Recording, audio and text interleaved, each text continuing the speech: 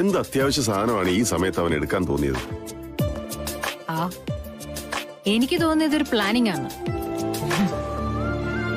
നമ്മളെ കുറച്ചുനേരം തനിച്ചിവിടെ നിർത്താൻ വേണ്ടിട്ടേ. എന്തിനു? അങ്ങനെയാവുമ്പോ നമ്മള് എന്തെങ്കിലും മീണ്ടിയും പറഞ്ഞ് നിൽക്കുമല്ലോ ഇവിടെ. ഓ അങ്ങനെ. അല്ല, എനിക്കറിയില്ല കേട്ടോ, ഞാൻ ഒരു ഊഹം പറഞ്ഞതാ. എല്ലാരും കൂടി നമ്മുടെ കാര്യത്തിലേ ഇങ്ങനെ ഗൂഢാലോചന നടത്തുന്ന എന്തിനാന്നാ എനിക്ക് പിടികിട്ടാത്തത്. ആകാശം എപ്പോഴും നിർബന്ധിക്കും സുമിതയോട് എന്തെങ്കിലും ചോദിക്ക് പറയെന്നൊക്കെ. ഇതൊക്കെ കാണുമ്പോ ഇയാൾക്ക് ഒരു ഇറിറ്റേഷനും തോന്നുന്നില്ലേ? തോന്നിയിട്ട് കാര്യമൊന്നുമില്ലല്ലോ. സാധാരണ കല്യാണം ഫിക്സ് ആയ എല്ലാരും റൊമാൻറ്റിക് ഒക്കെ ആവും.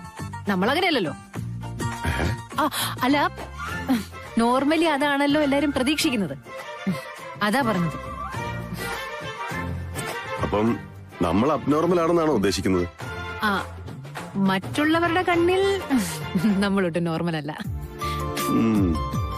ഇപ്പൊ തന്നെ കണ്ടില്ലേ, ഒരു ജീവിതകാലം മുഴുവനും ഒരുമിച്ച് ജീവിക്കാനായിട്ട് തീരുമാനിച്ചവരാ നമ്മള്. എന്നിട്ട് ഒരു 5 മിനിറ്റ് സംസാരിക്കാനുള്ള വിഷയം കൂടെ നമ്മുടെ ഇടയിലില്ല.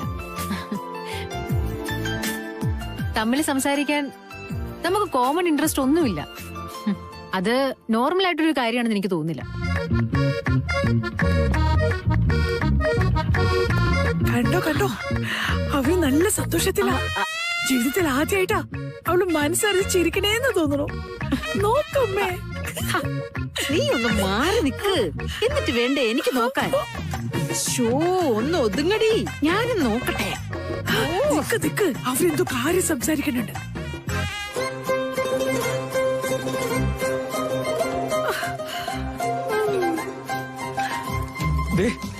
നിങ്ങൾ രണ്ടാളും അധികം അങ്ങോട്ട് ചായല്ലേ? എനിക്ക് പിടിച്ചു നിൽക്കാൻ പറ്റുന്നില്ല. നിക്കമ്മേ. അമ്മേ, കൈവിട്ടാ തീർന്നുട്ടോ. അമ്മുമ്മേ, അതെ ഞാൻ പോവാണേ. വന്നേ, മതി, നിർത്ത്, മതി. പൊണ്ണത്തടിച്ചുണ്ടല്ലോ നിന്റെ അമ്മ. അവൾ എന്റെ മുന്നിൽ മാല പോലെ അങ്ങ് നിൽക്കുവല്ലേ. എങ്ങനെ കാണാനാ? നീ പറ, ആളെങ്ങനെയുണ്ട്? അമ്മമ്മ ഇപ്പൊ അതൊക്കെ അങ്ങ് വിട്ടിട്ടേ പോയി റെസ്റ്റ് എടുക്കാൻ നോക്കും. യാത്ര കഴിഞ്ഞു വന്നതിന്റെ ക്ഷീണം നന്നായിട്ട് കാണാനുണ്ട് മുഖത്ത്. നേരെ ഒരുപാടായി, ചെല്ല്. പിന്നെ ആവശ്യത്തിന് ഉറക്കം കിട്ടിയില്ലെങ്കിലേ ഈ ഗ്ലാമറൊക്കെ അങ്ങ് പോവും. നീ എന്നെ കളിയാക്കുവല്ലേ? സാരമില്ല, ഇന്ന് നീ എന്ത് ചെയ്താലും പറഞ്ഞാലും ഞാൻ ഒരു കുറ്റവും പറയില്ല. പക്ഷെ എന്റെ ഒരു ചോദ്യത്തിന് ഉത്തരം തരാതെ ഞാൻ നിന്നെ വിടില്ല. നീ ഇതുകൂടി മാത്രം പറഞ്ഞാ മതി. അവനെ കാണാൻ എങ്ങനെയാ? നിറം, ഹൈറ്റ്, വെയിറ്റ്, അങ്ങനെ എല്ലാ വിവരങ്ങളും ഞാൻ ഇപ്പൊ തന്നെ അങ്ങ് പറഞ്ഞു കഴിഞ്ഞാ പിന്നെ നേരി കാണുമ്പോ അമ്മമ്മയ്ക്ക് ഒരു ത്രില്ലും ഉണ്ടാവില്ല. എന്നാ നീ ഇത് മാത്രം പറ, നിനക്കവനെ എന്തുമാത്രം ഇഷ്ടമുണ്ടെന്ന്. എന്ന് വെച്ചാ നിനക്കവനെ ഇഷ്ടമാണോ, വളരെ ഇഷ്ടാണോ, വളരെ വളരെ ഇഷ്ടമാണോ, വളരെ വളരെ വളരെ ഇഷ്ടമാണോ? പറ. എന്റെ പൊന്നമ്മമ്മേ, ഞാനതിനി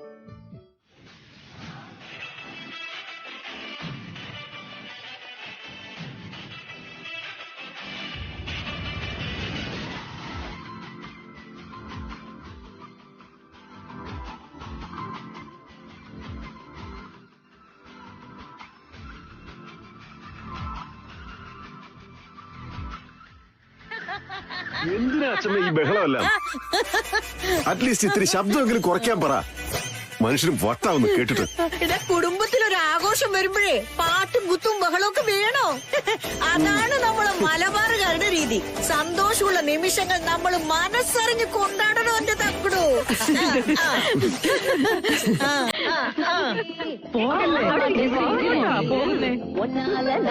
നടയ ബച്ചേനെ മാറ്റി വെള്ളക്കെട്ടി പെടല പുണ്ണയ മാറ്റി വിട്ട് വിട്ട് പോകാതവോ അൻപ കാപ്പാത്തി ഉസിരിൽ ஊஞ்சல் കട്ടി ആട വിട്ട് സൊല്ലാമനേത്തി ഇന്നത്തെ ദിവസമെങ്കിലും അനങ്ങാതിരിക്കല്ലേ? Come on join us. കടവുളോട് അരുള്.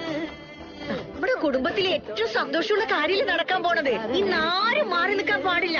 എല്ലാരും ആഘോഷത്തിൽ പങ്കെടുക്കണോ? അച്ഛമ്മേ, അച്ഛമ്മ പറഞ്ഞില്ലേ വാടാ.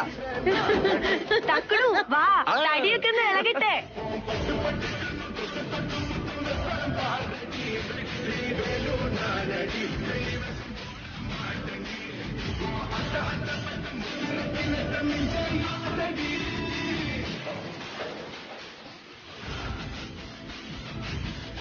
അയ്യേ,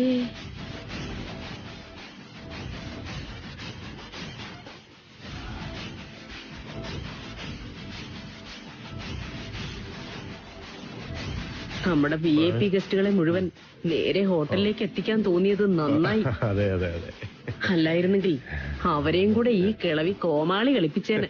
സംശയമുണ്ടോ? ഇനി ഇവിടെ കണ്ടോണ്ട് നിന്നല്ലേ അമ്മ നമ്മളെയും വെറുതെ വിടില്ല. അതുകൊണ്ട് സ്കൂട്ടാവും ഞാൻ. അതെ അതെ, പോയേക്കാം.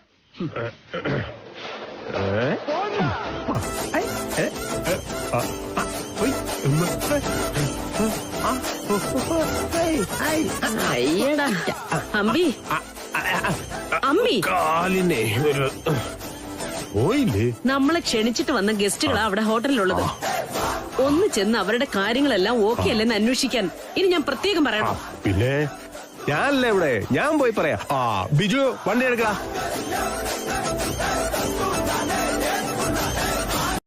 അച്ഛമ്മേ, സുമിതയാ വിളിക്കുന്നേ. എന്തോ അത്യാവശ്യമായിട്ട് പറയാനുണ്ടെന്ന്. ഈ ബഹളത്തിനിടയ്ക്ക് എനിക്കൊന്നും കേൾക്കുന്നില്ല. ഹലോ ഹലോ ആ ഹലോ, 1 മിനിറ്റ് പ്ലീസ്. അച്ഛമ്മേ, ആ പാട്ടും കൂത്തും നിർത്തിയേ. എന്റെ കൊച്ചുമോൻ അവരെ പെണ്ണോട്ടൊന്ന് സംസാരിച്ചോട്ടെ. മോ സംസാരിക്കേ. എവിടെയാ പോണേ?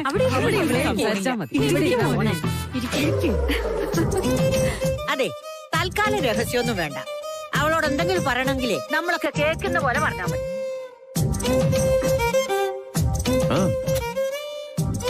സംസാരിക്കേ.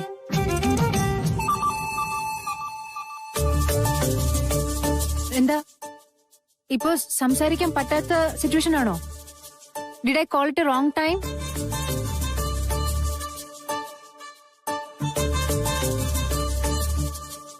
ഏയ്, കൃത്യസമയത്ത് തന്നെയാ വിളിച്ചേ. 24 മണിക്കൂർ എന്റെ വീട്ടിലെ അവസ്ഥ ഇപ്പൊ ഇത് തന്നെയാ. പറഞ്ഞോ. ഇവിടെയും അതേ അവസ്ഥ തന്നെയാ. കല്യാണം ആയതുകൊണ്ട് ഒരുപാട് റിലേറ്റീവ്സ് ഒക്കെ വന്നിട്ടുണ്ട്. എന്റെ അമ്മമ്മയും വന്നിട്ടുണ്ട് ട്രിവാൻഡ്രത്തുനിന്ന്. ഓ ഗ്രേറ്റ്. അത് പറയാനാണോ വിളിച്ചത്? അയ്യോ അല്ല, വേറൊരു കാര്യം പറയാനായിട്ടാ. പണ്ടെന്റെ അമ്മമ്മയുടെ നാട്ടിലെ കല്യാണത്തിന് നടത്തിയിരുന്ന ഒരു ചടങ്ങുണ്ടായിരുന്നു പോലും. എന്താ അമ്മേന്റെ പേര്? കല്യാണ കച്ചേരി. ചില നാട്ടില് കല്യാണ ചോദ്യം എന്നും പറയും. കല്യാണ കച്ചേരി എന്ന് പറഞ്ഞൊരു ചടങ്ങാ. അത് നടത്തണമെന്ന് എന്റെ അമ്മമ്മയ്ക്കൊരു നിർബന്ധം. എന്ത് പറഞ്ഞ? എന്ത് ചടങ്ങാത്? പെണ്ണിന്റെയും പയ്യന്റെയും കൂട്ടത്തിലുള്ള പ്രായമുള്ള 4-5 പേര് ഒരുമിച്ചിരുന്ന് നടത്തുന്ന ഒരു ചടങ്ങാ ഇത്. അച്ഛമ്മയോട് ചോദിച്ചാൽ ചിലപ്പോ അറിയായിരിക്കും. പെണ്ണിന്റെ ആളുകൾ ചെക്കനോടും ചെക്കന്റെ ആളുകൾ പെണ്ണിനോടും കുറെ ചോദ്യങ്ങളൊക്കെ ചോദിക്കും. ഓക്കെ, ഈ ചടങ്ങ് എവിടെ വെച്ചാ നടത്തേണ്ടത്? അവിടെ വെച്ചാ നടത്തേണ്ടത്, പയ്യന്റെ വീട്ടിൽ വെച്ച്. അച്ഛമ്മേ, ഈ കല്യാണ കച്ചേരി എന്ന് പറഞ്ഞൊരു ചടങ്ങുണ്ട് പോലും. പെണ്ണിന്റെ വീട്ടുകാര് ചെക്കനോടും ചെക്കന്റെ വീട്ടുകാര് പെണ്ണിനോടും ചില ചോദ്യങ്ങളൊക്കെ ചോദിക്കുന്ന ഒരു. അതൊക്കെ തെക്കന്മാരുടെ ചടങ്ങാ. നമ്മള് മലബാറുകാർക്ക് ഇതൊന്നും പതിവില്ല. അതെ, പക്ഷേ അത് നടത്തണമെന്ന് സുമിതയുടെ അമ്മൂമ്മ. അതിന്റെ ഒന്നും ആവശ്യമില്ല. അതിനൊക്കെ എവിടെയാ സമയം? ഹലോ, ഞാൻ കേട്ടു. അച്ഛമ്മയോട് ഒന്ന് പറയോ? ഇതൊന്നും അധികം സമയമെടുക്കുന്ന ചടങ്ങേ അല്ല. കൂടിപ്പോയ 1 മണിക്കൂർ. അത്രയും സമയം കൊണ്ട് നമുക്ക് അവസാനിപ്പിക്കാം. ചെറിയൊരു ചടങ്ങാണെന്ന് പറയോ പ്ലീസ്? അതെ, ഇവിടെ എന്റെ അമ്മമ്മ ഇങ്ങനെ വാശി പിടിക്കുമ്പോ എന്താ പറയണ്ടെന്ന് എനിക്കറിയില്ല. അതുകൊണ്ടാണ് ഞാൻ റിക്വസ്റ്റ് ചെയ്യുന്നത്. ശരി, 1 മിനിറ്റ്, ഞാൻ ഒന്നുകൂടെ ഒന്ന് ചോദിക്കട്ടെ. അച്ഛമ്മയ്ക്ക് ഏറ്റവും ഇഷ്ടപ്പെട്ട കലത്തപ്പം. ഇവിടെയുള്ള വേലക്കാരുണ്ടാക്കിയതല്ലേ, എങ്ങനെ ഇരിക്കുന്നൊക്കെ എനിക്ക് നന്നായിട്ട് അറിയാം. നമ്മളെ നാട്ടിൽ കിട്ടുന്നതിന്റെ വാലെ കെട്ടാൻ കൊള്ളില്ലെന്ന് എനിക്കുറപ്പാ. അയ്യോ, അങ്ങനെയൊന്നും അല്ല. അച്ചമ്മയ്ക്ക് വേണ്ടി ഞാൻ മലബാറുകാര് നടത്തുന്ന കടയെന്ന് പ്രത്യേകം വരുത്തിയതാ. ഇതൊന്ന് കഴിച്ചു നോക്കിട്ട് പറയണം. കഴിച്ചേ.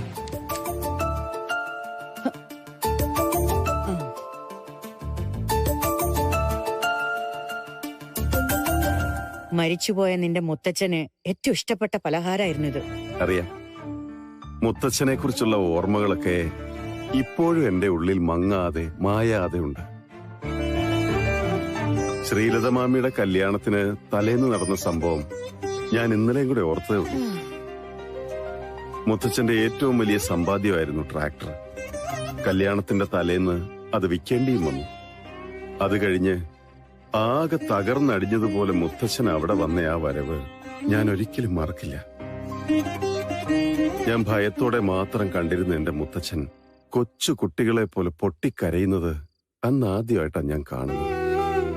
അന്ന് നിന്റെ മുത്തച്ഛൻ പറഞ്ഞ വാക്കുകള് ഇപ്പോഴും ഞാൻ ഓർക്കുന്നു. നമ്മുടെ മോളുടെ നല്ല ജീവിതത്തിന് വേണ്ടി എന്ത് നഷ്ടം സഹിക്കേണ്ടി വന്നാലും അതൊരു നഷ്ടമായി ഞാൻ കണക്കാക്കില്ല എന്ന്. മുത്തച്ഛനും അച്ഛനും പകർന്നു തന്ന തിരിച്ചറിവുകളിലൂടെയാണ് ഞാൻ ഇന്നും ജീവിച്ചിട്ടുള്ളത്. ഇന്നും സനുവിന്റെ കല്യാണത്തിന് വേണ്ടി എന്നാലാവുന്നതെല്ലാം ഞാൻ ചെയ്യുമ്പോ ആ വാക്കുകളാണ് ഞാൻ ഓർക്കുന്നത് അച്ഛമ്മേ. സ്വന്തം മക്കളുടെ കല്യാണം എന്ന് പറയുന്നത് അച്ഛനമ്മമാർക്ക് എത്ര വലുതാണെന്ന് അന്ന് മുത്തച്ഛന്റെ കണ്ണീരിൽ നിന്ന് ഞാൻ പഠിച്ചതാ. അതൊക്കെ എനിക്ക് മനസ്സിലാകുന്നത് കൊണ്ടാ സുമിതയുടെ വീട്ടുകാരെ കുറിച്ച് ഓർക്കുമ്പം എനിക്കൊരു ചെറിയ സങ്കടം തോന്നിയത്. കല്യാണത്തിനെ കുറിച്ചുള്ള ആഗ്രഹങ്ങളും സ്വപ്നങ്ങളും നടത്തിയെടുക്കാനുള്ള അവകാശം അവർക്കും ഉണ്ടല്ലോ അച്ഛമ്മേ. നമ്മൾ തടസ്സം പറഞ്ഞതിന്റെ പേരിൽ ഒരു ചെറിയ ചടങ്ങാണെങ്കിൽ പോലും അത് നടക്കാതെ വരുമ്പോ ഇന്ന് അവര് കല്യാണ ചോദ്യത്തിന്റെ ചടങ്ങിന്റെ കാര്യം പറഞ്ഞിട്ട് നമ്മളത് ഓഹോ, അപ്പോ കല്യാണത്തിന് മുമ്പ് തന്നെ അവള് തലയുടെ മന്ത്രം പ്രയോഗിച്ചു തുടങ്ങി അല്ലേ? അയ്യോ അച്ഛമ്മ ദേഷ്യം പിടിക്കണ്ട. ഒരു മന്ത്രവും ഇല്ല. അച്ഛമ്മയുടെ ഇഷ്ടത്തിനെതിരായി ഇവിടെ ഒന്നും നടക്കാനും പോകുന്നില്ല. സനുവിന്റെ കല്യാണം നമ്മൾ ഇത്ര ആഘോഷപൂർവ്വം നടത്തുമ്പോ സുമിതയുടെ വീട്ടുകാർക്കും അവരുടെ മോളുടെ കല്യാണത്തിന് ഒരു കുറവും ഉണ്ടാകാൻ പാടില്ല എന്ന് ആഗ്രഹം ഉണ്ടാവില്ലേ? അതോർത്തപ്പോ എനിക്കൊരു ചെറിയ സങ്കടം തോന്നിയെന്നേ ഉള്ളൂ.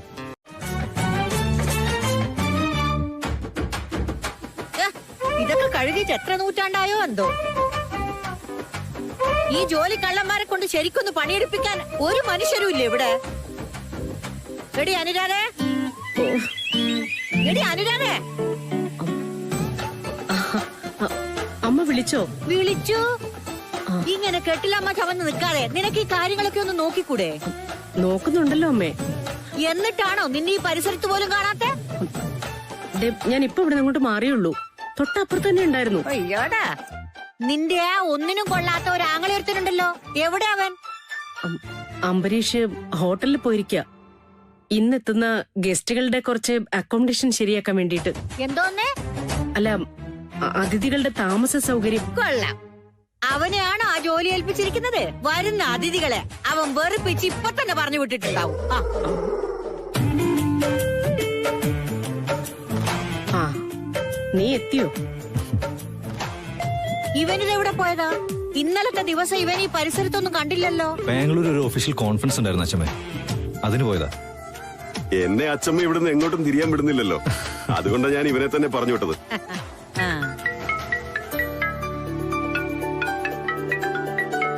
എങ്ങനെയുണ്ടായിരുന്ന മീറ്റിംഗ് ഒക്കെ? എല്ലാം ഓക്കെ ആയിരുന്നു ഏട്ടാ. ആണോ? വാ നമുക്കൊന്ന് സംസാരിക്കാണ്ട്. വാ.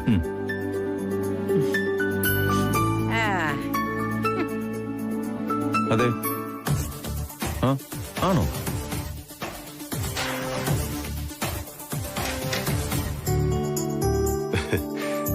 നിന്നെ പോലെ വർക്കോളിക് ആയിട്ടുള്ള ഒരു അനിയനെ കിട്ടിയത് ശരിക്കും എന്റെ ഭാഗ്യം തന്നെ.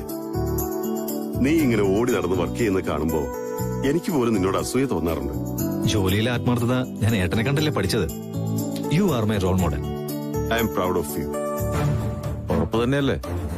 ഓക്കെ, പോയ കാര്യങ്ങളൊക്കെ എന്തായി? കോൺഫറൻസിന് സ്റ്റാർ സ്പോർട്സിന്റെ സ്റ്റാർ എക്സ്പോർട്സിന്റെ സിഇഒ അനിൽ വന്നിരുന്നു? ഉണ്ടായിരുന്നു. Overall everything went well. നമ്മുടെ ഡിമാൻഡുകളൊക്കെ ഞാൻ കൃത്യമായിട്ട് ഫോർവേഡ് ചെയ്തിട്ടുണ്ട്. അവരെ ഏറെക്കുറെ ആക്സെപ്റ്റ് ചെയ്യുകയും ചെയ്തു. ഗുഡ്. ഏട്ടാ, ഇങ്ങനെ പോയാലേ ഒട്ടും താമസിയാതെ നാഷണൽ മാർക്കറ്റിൽ നമ്പർ 1 കമ്പനി നമ്മുടെ SS ഗ്രൂപ്പ് ആയിരിക്കും. നീ ശരിക്കും ക്ഷീണിച്ചിട്ടുണ്ടാവും. ചെന്നൊന്ന് ഫ്രഷായി എന്തെങ്കിലുമൊക്കെ കഴിച്ചിട്ട് കുറച്ച് റെസ്റ്റ് എടുക്കുക.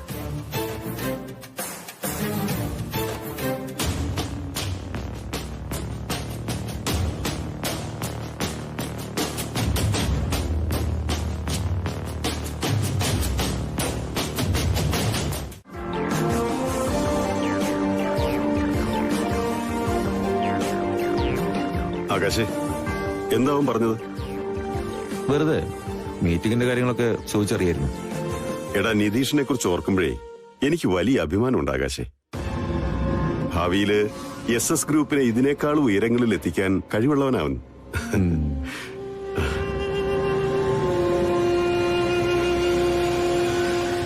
എല്ലാവരും സ്വന്തം സ്വാർത്ഥലാഭങ്ങൾക്ക് വേണ്ടി ഗിരിയെ ഉപയോഗപ്പെടുത്തുക ചെയ്യുന്നത്.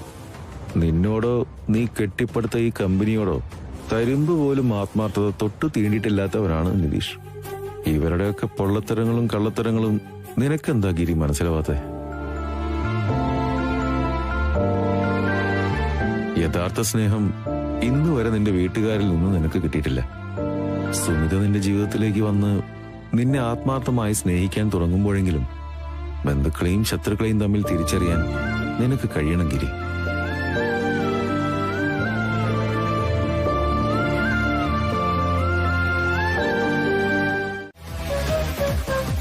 ഇവിടെ വരെ വന്നെത്തിയ സ്ഥിതിക്ക് അവള് ഉറപ്പായിട്ടും ഗിരിയെ വിളിച്ചു കാണും. ഗിരി അവളുടെ ഭീഷണിക്ക് വഴങ്ങി തീരുമാനം മാറ്റുമെന്ന് എന്റെ പേടി. ഏയ്, അങ്ങനെയൊന്നും ഉണ്ടാവില്ല അമ്മേ. അവള് കാരണം ഒരിക്കലേ ഗിരിയേട്ടൻ വല്ലാതെ വിഷമിച്ചതാ. അത് അത്ര പെട്ടെന്ന് ഏട്ടന്റെ മനസ്സിൽ നിന്ന് പോവില്ല. എങ്കിലും നമ്മൾ കരുതലോടെ ഇരിക്കണം. അവള് വിചാരിച്ചാ നമ്മളെ നാണം കെടുത്താൻ കഴിയും. 2 ദിവസമായി ഗിരി വല്ലാത്ത ടെൻഷനിലാണെന്ന് എനിക്ക് തോന്നിയിരുന്നു. അതിന്റെ കാരണം എന്താണെന്ന് ഇപ്പോഴാ മനസ്സിലായത്. പ്രതീക്ഷ ഇനി ഇവിടെ വരാനുള്ള ധൈര്യം കാണിച്ചാലും ഗേറ്റിനകത്തേക്ക് അവള് കാലെടുത്ത് കുത്തരുത്. അവളെ ഒരു കാരണവശാലും അകത്തേക്ക് കയറ്റിവിടരുതെന്ന് സെക്യൂരിറ്റിയോട് പ്രത്യേകം പറയണം.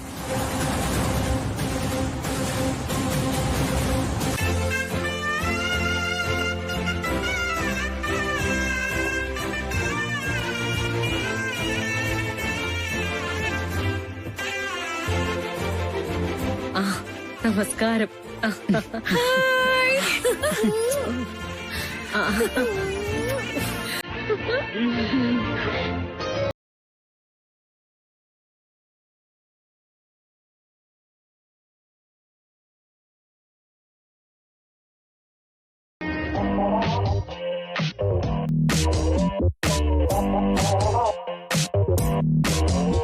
ഇതാണ് എന്റെ അമ്മ പങ്കജ പിങ്കി. എന്താ പേരെന്താന്ന് പറഞ്ഞു? പിങ്കി. വെള്ളത്തിനെ 2-3 ദിവസം മുമ്പ് എത്തിയുള്ളൂ. അല്ല, കല്യാണ ചക്കരെ കണ്ടില്ലല്ലോ.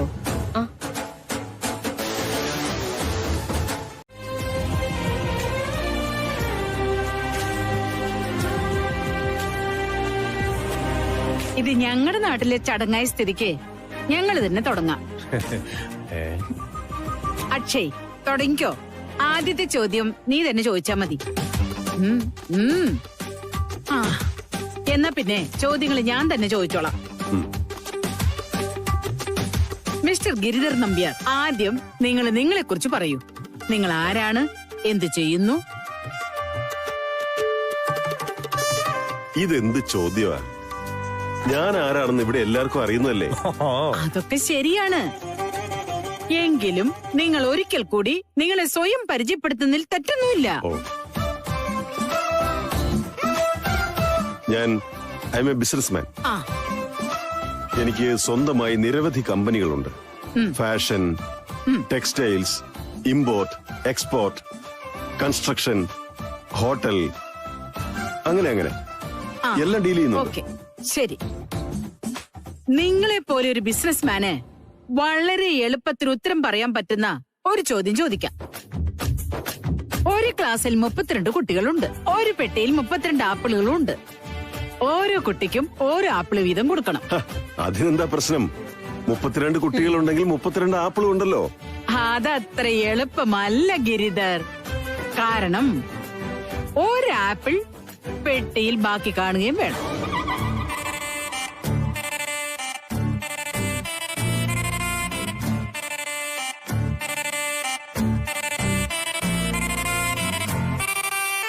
അല്ല, അതെങ്ങനെ ശരിയാവും? 32 കുട്ടികൾ, 32 ആപ്പിൾ. ഓരോന്നും കൊടുത്തു കഴിഞ്ഞാൽ പിന്നെ പെട്ടിയിലൊരെണ്ണം എങ്ങനെ ബാക്കി വരാനാ? അത് വരണം മിസ്റ്റർ ഗിരിധർ. നിങ്ങളൊരു നല്ല ബിസിനസ്മാൻ ആണെങ്കിൽ അതെങ്ങനെ വരുത്തണമെന്ന് നിങ്ങൾക്ക് അറിയാൻ പറ്റണം. This is impossible. ഒരു ചോദ്യം ചോദിക്കുമ്പോ അതിനൊരു ബേസിക് ലോജിക് ഒക്കെ വേണ്ടേ? അതൊക്കെ ഉണ്ടല്ലോ. അതിനുത്തരം ഞാൻ പറയുമ്പോ നിങ്ങൾക്ക് മനസ്സിലാവും. പക്ഷേങ്കിൽ തോൽവി സമ്മതിച്ചാലേ ഞാൻ ഉത്തരം പറയൂ. ശരി, ഞാൻ തോൽവി സമ്മതിച്ചു തന്നിരിക്കുന്നു.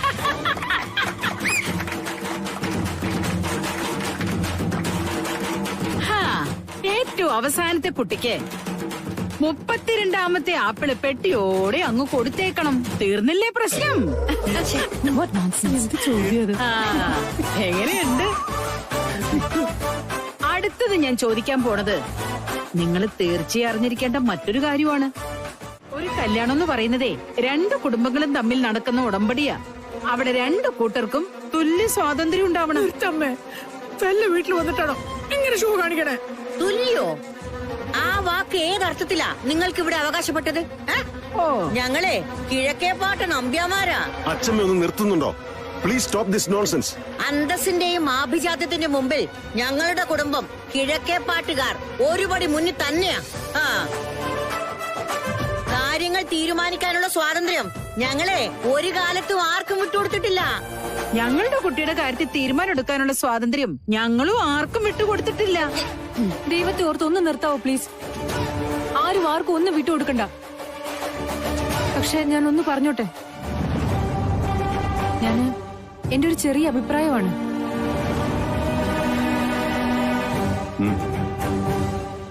ഒരു കല്യാണത്തിന്റെ വിഷയത്തില് രണ്ട് വീട്ടുകാർക്ക് രണ്ട് അഭിപ്രായം ഉണ്ടാവെന്ന് പറയുന്നത് സ്വാഭാവികമായിട്ടുള്ള കാര്യമാണ്. ആരെങ്കിലും ഒരു കൂട്ടര് വിട്ടുവീഴ്ച ചെയ്യുകയാണ് സാധാരണഗതിയില് ഒരു പോംവഴി. പക്ഷെ ഇവിടെ സത്യത്തിൽ അതിന്റെ ആവശ്യം കൂടിയില്ല. ആരും ഒരു വിട്ടുവീഴ്ചയും ചെയ്യേണ്ട കാര്യമില്ല. രണ്ടു കുടുംബങ്ങളുടെയും ഇഷ്ടങ്ങളും തീരുമാനങ്ങളും നടപ്പിലാക്കാനുള്ള സ്പേസ് നമുക്കിവിടെ ഉണ്ടല്ലോ. രണ്ട് കല്യാണങ്ങളല്ലേ ഇവിടെ നടക്കാൻ പോകുന്നത്. അവരവരുടെ മരുമകളുടെ കാര്യത്തില് എന്ത് വേണം, എങ്ങനെ വേണം എന്നൊക്കെ അവരവര് തന്നെ അങ്ങ് തീരുമാനിക്കട്ടെ. എന്നുവെച്ചാ എന്റെ കാര്യത്തില് എല്ലാ തീരുമാനങ്ങളും അച്ഛമ്മ എടുത്തോളൂ. അതുപോലെ ഞങ്ങളുടെ കുടുംബത്തിലേക്ക് മരുമകളായിട്ട് വരാൻ പോകുന്ന സാനിയുടെ കാര്യത്തില് എന്റെ അമ്മമ്മയുടെ ഇഷ്ടങ്ങൾ നടന്നോട്ടെ. രണ്ട് മുത്തശ്ശിമാരും അവരവരുടെ മരുമകൾക്ക് വേണ്ടി സാധനങ്ങൾ സെലക്ട് ചെയ്തോളൂ. അവരവരുടെ ആഗ്രഹപ്രകാരം മരുമക്കളെ ഒരുക്കിക്കോട്ടെ. അപ്പൊ പ്രശ്നം സോൾവ് ആയില്ലേ? Great, the perfect solution. അച്ഛമ്മ എന്ത് പറയുന്നു? അപ്പറഞ്ഞതൊരു നല്ല കാര്യം തന്നെയാ. എന്നാ അങ്ങനെ ആയിക്കോട്ടെ. അത് ന്യായം. അപ്പോ എനിക്ക് സമ്മതം.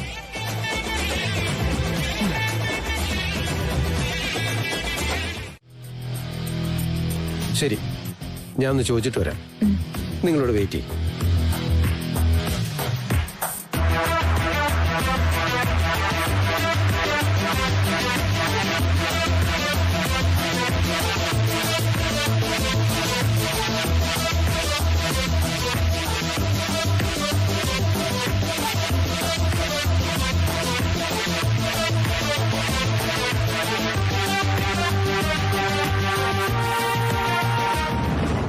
Sir, security ലൈനിലുണ്ട്. അത്യാവശ്യമാണെന്നാ പറഞ്ഞേ.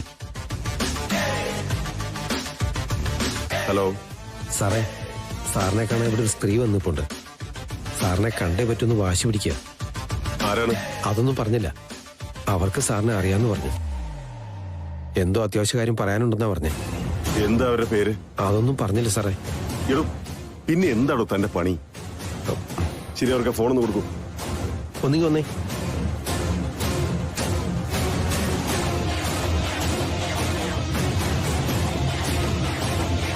ഹലോ ഗിരി, ഇത് ഞാനാ, പ്രതീക്ഷ.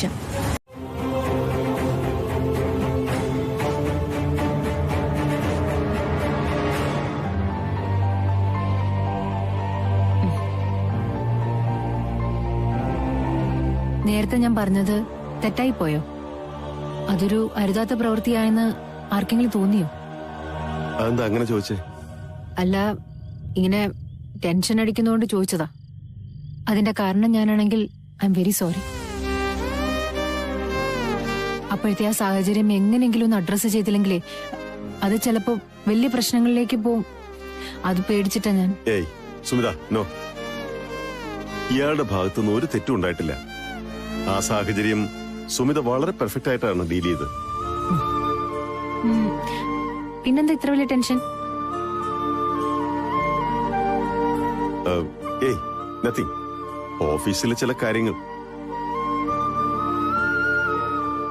പിന്നെ 2 മുത്തശ്ശിമാരും തമ്മിലുള്ള വഴക്കിനെ ഇത്ര രമ്യമായി പരിഹരിച്ചതിന് സത്യത്തിൽ ഇയാളോടൊരു വലിയ താങ്ക്സ് പറയണമെന്ന് വിചാരിച്ചിരിക്കുകയായിരുന്നു ഞാൻ. സത്യത്തിൽ ഞാൻ അങ്ങോട്ട് താങ്ക്സ് പറയണ്ടല്ലേ? ഇങ്ങനൊരു ചടങ്ങ് സംഘടിപ്പിക്കാൻ അച്ഛമ്മയെ നിർബന്ധിച്ച് സമ്മതിപ്പിച്ചേന്. ഏയ് ഇറ്റ്സ് ഓക്കെ, മൈ പ്ലഷർ. അപ്പൊ നമുക്ക് കാര്യത്തിലേക്ക് കടക്കാം. 25 തരം കറികളും 4 പായസവും പുഡിങ്ങും ഐസ്ക്രീമും ഹൽവയും ഇത്രയും ചേർത്തുള്ള സദ്യയാണ് പ്ലാൻ ചെയ്യുന്നത്. ഇതിന് എന്ത് ചെലവ് വരും മോഹൻദാസേ? പെർ ഹെഡ് ഒരു 350 രൂപ വരും. 350 രൂപയോ? അത് കുറച്ച് കൂടിപ്പോയില്ലേ ഏട്ടാ? അതിൽ കുറച്ച് ചെയ്താൽ സദ്യ നന്നാവില്ല മോളെ. ഒരു രക്ഷയില്ല. ഈ റേറ്റിനൊന്നും നമുക്ക് പറ്റില്ല. എന്നാ നിങ്ങളൊരു കാര്യം ചെയ്യും, ഇത് ഇന്ന് കുറച്ച് ഐറ്റംസ് കുറച്ചോ, അങ്ങനെ നമുക്ക് റേറ്റ് അഡ്ജസ്റ്റ് ചെയ്യാം. ഏയ് ആഹാരത്തിന്റെ കാര്യത്തില് നമ്മൾ പിശുക്ക് കാണിച്ചാൽ ശരിയാവില്ല മോളെ. കല്യാണത്തിന് വരുന്നവര് ഭക്ഷണം കഴിച്ചിട്ട് നമ്മളെ കുറ്റം പറയും. അതിപ്പം അല്ലെങ്കിലും പറയും. പെണ്ണിന്റെ വീട്ടുകാര് എത്ര നല്ല ഭക്ഷണം കൊടുത്താലും ചെറുക്കന്റെ വീട്ടുകാര് അവരെ കുറ്റം പറയാതെ പോവില്ല. അതല്ലേ നാട്ടു നടപ്പ്. എന്നാലും മോളെ, നമ്മുടെ അഭിമാനത്തിന്റെ കാര്യമല്ലേ. ഞാനൊരു ഐഡിയ പറയട്ടെ. ഈ പുഡിങ്ങും 2 തരം പായസം ഒഴിവാക്കാം, പിന്നെ കറികളുടെ എണ്ണവും കുറയ്ക്കാം. അങ്ങനെ വന്നാ ഒരു 200-250 രൂപയ്ക്ക് നിക്കത്തില്ലേട്ടാ? അങ്ങനെ വിഭവങ്ങൾ വെട്ടിക്കുറച്ചാല് സദ്യയുടെ പകിട്ട് പോയില്ലേ മോളെ? അതും ശരിയാ. കറികൾ കൂടിയാലും കുറഞ്ഞാലും ഗിരിധറിന് ഒരു കുഴപ്പമുണ്ടാവില്ല. പിന്നെ ആളുടെ വീട്ടുകാര് അവരൊക്കെ പിന്നെ അങ്ങനെ ഒരുപാടൊന്നും കഴിക്കുന്നവരായിരിക്കില്ല. ഈ പറഞ്ഞത് ശരിയാ. പണക്കാർക്ക് കുറച്ചേ കഴിക്കൂ. 1-2 ഐറ്റംസ് കുറഞ്ഞാലും അവർക്കതൊന്നും പ്രശ്നമല്ലെന്നേ. അച്ഛൻ വെറുതെ ടെൻഷൻ അടിക്കണ്ട. ഈ കല്യാണത്തിന്റെ കാര്യങ്ങളെല്ലാം അച്ഛന്റെ ഇഷ്ടത്തിന് നടത്തിക്കൊള്ളാൻ ഗിരിധർ സമ്മതിച്ചല്ലേ? അത് തന്നെയാ മോളെ എന്റെ ടെൻഷൻ. നമ്മൾ നമ്മുടെ ഇഷ്ടത്തിന് നടത്തിയിട്ട് പിന്നെ നന്നാവാതെ പോയാലോ? ഭക്ഷണത്തിന് വേണ്ടി മാത്രം ഇത്രയും വലിയ തുക ചെലവാക്കാൻ നമ്മുടെ കയ്യിൽ ഇല്ല അച്ഛാ. വേറെയും 100 കൂട്ടം കാര്യങ്ങൾ കിടക്കല്ലേ ചേട്ടാ. അപ്പോ ഇത്ര ഐറ്റംസ് ഒക്കെ വെച്ചിട്ട് സദ്യ നല്ല സൂപ്പർ ആക്കിക്കോ. അത് മതി, അതിന്റെ ആവശ്യമുള്ളൂ. എന്നാ അങ്ങനെ ആവട്ടെ. ഉള്ള ഐറ്റംസ് ഗംഭീരായിരിക്കണം മോഹൻദാസേ. അക്കാര്യത്തിൽ ഒരു പിശുക്കും കാണിക്കരുത്. അങ്ങനെയാണെങ്കിൽ പാചകത്തിന് കിഴക്കെടുത്ത് രാമൻ നമ്പൂരി വിളിക്കാം. കേട്ടിട്ടില്ലേ? യുവജനോത്സവത്തിനൊക്കെ 28 തരം പായസം ഉണ്ടാക്കുന്ന പാചകക്കാരന് അങ്ങേര് വന്ന കലക്കും. എന്റെ പൊന്നു മോളല്ലേ, ഇതൊന്നും മുഖത്തിട്ടോ നിനക്ക് എന്ത് നഷ്ടം വരാന്? നീ വെറുതെ കണ്ണടച്ചിരുന്ന് തന്നാ മതി, ഞാൻ തേച്ചേരാ നിന്റെ മുഖത്ത്. അമ്മേ, ഞാൻ ഇന്ന് ഒരുപാട് ക്ഷീണിച്ചു വന്നിരിക്കുക. വേറൊരു ദിവസം തേച്ചോളാം. പിന്നെ എപ്പോ? വൈകുന്നേരം നിനക്ക് നന്ദുന്റെ കൂടെ പുറത്ത് പോവാനുള്ളതല്ലേ? പുറത്തോ? എന്തിന്? JP മോളിലേക്ക് കല്യാണത്തിന് ഡ്രസ് എടുക്കണ്ടേ? അമ്മേ, അവിടെയൊക്കെ ഭയങ്കര വിലയായിരിക്കും. വിലന്റെ കാര്യത്തിൽ നീ പേടിക്കണ്ട. നിന്റെ കല്യാണത്തിന് വേണ്ടി ഞാനൊരു ബഡ്ജറ്റ് ഉണ്ടാക്കി വെച്ചിട്ടുണ്ട്. അല്ലെങ്കിലേ നീ പിശുക്കൊന്ന് എനിക്കറിയാം. അയ്യോ, വേറൊരു പ്രധാനപ്പെട്ട കാര്യം പറയാൻ മറന്നുപോയി. അതെ, കല്യാണത്തിന് ഗിരിയുടെ വീട്ടിൽ നിന്നേ ബന്ധുക്കാരൊക്കെ വരുമ്പോ അവരുടെ മുന്നിൽ വെച്ചിട്ട് നീ എന്നെ അമ്മയെന്ന് വിളിക്കരുത്.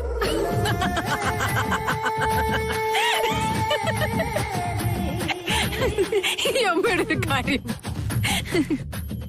ശരി, പക്ഷെ ഞാൻ അങ്ങനെ ചെയ്യണമെങ്കിൽ ഒരു കണ്ടീഷനുണ്ട്. അമ്മയുടെ കയ്യിലിരിക്കുന്ന ഈ സാധനം എന്റെ മുഖത്ത് തേക്കാൻ പറ്റില്ല. അയ്യോ, നിങ്ങൾ രണ്ടാളും കൂടി എവിടെ പോയിട്ട് വരാ? വാ, ഞാനെല്ലാം പറയാം. നീ ആദ്യം ഒന്ന് ഇരിക്കും. ഇന്നത്തെ സ്പെഷ്യൽ ലഞ്ചിന്റെ പർച്ചേസും കാര്യങ്ങളൊക്കെ ആയിട്ട് ഇറങ്ങിയതാ ഞാൻ. അപ്പോഴാ വഴി നിവളെ കിട്ടിയത്. ഇന്നെന്താ ലഞ്ചിന് ഗസ്റ്റ് ആരെങ്കിലും ഉണ്ടോ? വേറെ ചേച്ചിന്റെ ഗസ്റ്റ്. ഞാനോ? നീയും നമ്മുടെ പഴയ ഫ്രണ്ട്സ് എല്ലാരും കൂടെ ഇന്ന് ഉച്ചയ്ക്ക് എന്റെ ഫ്ലാറ്റിൽ ഒത്തുചേരുന്നു. നിനക്കുള്ളൊരു പ്രീ മാരേജ് ട്രീറ്റ്. അയ്യോ, അതൊന്നും നടക്കുന്നത് തോന്നണില്ല ഐശ്വര്യ. ഇന്ന് ഉച്ച കഴിഞ്ഞ് ഇവളും നന്ദും കൂടി വെഡിങ് ഷോപ്പിംഗിന് ഇറങ്ങാൻ പോവാ. ഓ എന്നിട്ട് എന്നെ വിളിക്കാൻ തോന്നിയില്ലല്ലോ. അയ്യോ, നീ ഫ്രീ ആണെന്ന് അറിയാത്തോണ്ടല്ലേ. ഫ്രീ ആണെങ്കിൽ നീ കൂടെ പോരെ. ഇവളാവുമ്പോ സെലക്ഷനും നന്നാവും അമ്മേ. വേണ്ട വേണ്ട, വെറുതെ എന്തിനാ അവളെ ബുദ്ധിമുട്ടിക്കണേ സുമി? അതിന്റെ ഒന്നും ആവശ്യമില്ല. നന്ദുണ്ടല്ലോ, അവളുടെ ഡ്രസ്സിംഗ് സെൻസ് ആർക്കും ഉണ്ടാവില്ല. ഒന്നില്ലെങ്കിലും ഒരു സൂപ്പർ മോഡലല്ലേ അവള്. കല്യാണ ഡ്രസ്സൊക്കെ അവള് സെലക്ട് ചെയ്താ മതി. അങ്ങനെയാണെങ്കിൽ പിന്നെ നിങ്ങൾ പോയിട്ട് വാ. അത് അല്ലമ്മേ, എന്തായാലും ഐഷു വന്ന സ്ഥിതിക്ക് ഇവളും കൂടെ പോരട്ടെ ഷോപ്പിങ്ങിന്. ഒന്നുമില്ലെങ്കിലും ഇത്തരം കാര്യങ്ങളിൽ നമ്മളെക്കാട്ടിലും എക്സ്പീരിയൻസ് ഇല്ലേ ഇവക്ക്.